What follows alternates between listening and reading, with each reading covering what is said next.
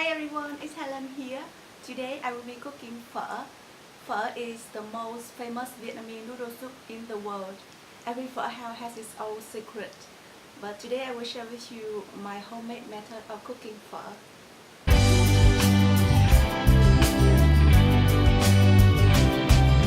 The final product will look something like this. Let's get started.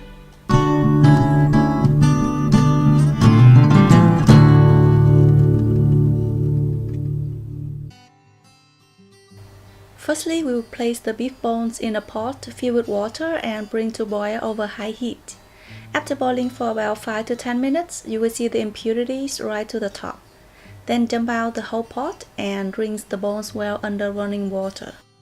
This is a very important step to keep the broth clear, and it will save your time skimming up the scum later. Don't worry about losing the flavor because during the first 5 to 10 minutes, you only get the badness of the bones. After that, place the bone into a large pot filled with 5 liters of water.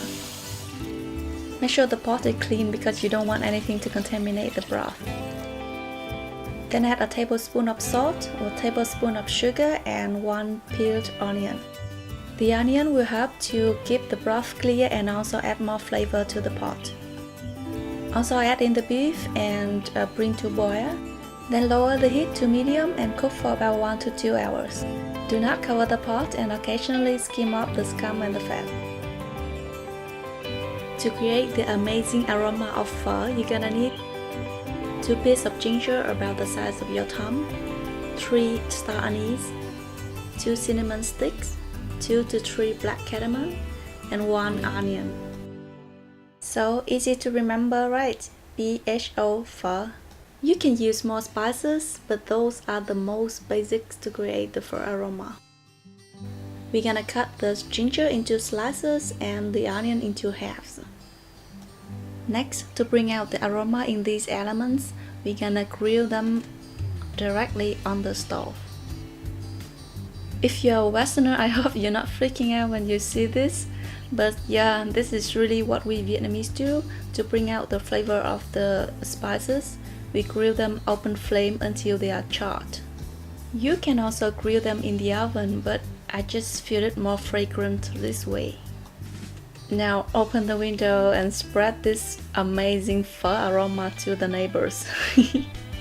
Sometimes I also use extra coriander roots. So I'm gonna stock all the small items into a large tea bag. These tea bags are very cheap and it's disposable, so very convenient. You can also wrap them in a cheesecloth or anything to make sure that it's not fall out. Then peel the onion and scrape up the charred part. You can also use shallots instead of onions. Make sure you clean off all the black parts, otherwise it's gonna make your broth turn dark and that is not what you want. And add all of these to the pot. It smells so amazing right now. What we aim for is a very clear broth, but amazingly fragrant and flavorful. Depending on the cut of the beef, it might take about 1 to 2 hours to cook. When it's cooked, soak the beef in a bowl of cold water for about 10 minutes. This is to prevent the meat from turning dark and drying up. Also remove the onions because you don't want them to break and make the broth less clear.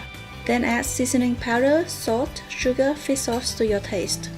Then drain the beef and slice thinly into bite-sized pieces. Meanwhile, we will continue to cook the broth for a few more hours. Traditional pho can be cooked overnight. But if you don't have much time, 2 to 3 hours should be okay. Also slice some fresh raw beef thinly if you like. For the garnishes, we're gonna slice onion into paper-thin slices. Then soak in a bowl of ice cold water to reduce the strong smell and make it more crunch. For the spring onion, I'm gonna detach the white and the green part and then chop up the green part. Pho in Hanoi is only garnished with onions and spring onions. But in other parts of Vietnam, like in the central or in the south, you will see a garnish platter which includes Asian Thai basils and sawtooth herbs. and also bean sprout, which is blanched in hot water for about 10 seconds. So blanch the bean sprouts and drain, and then wash the vegetables. And also the next step we're gonna do is to cook the noodles. If you use dry noodle like I do, soak them in cold water to let them soften a bit, then blanch them in boiling water. You can do this for each bowl or boil all the noodles at one time. After that, wash it under cold water and then hot water. That way the noodle will stay separated and do not clump.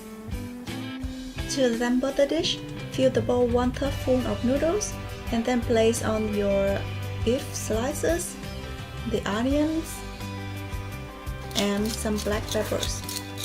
Pour the hot soup over and serve. To each pho, sweeten a small lime wedge. Add in bean sprout, your favorite herbs,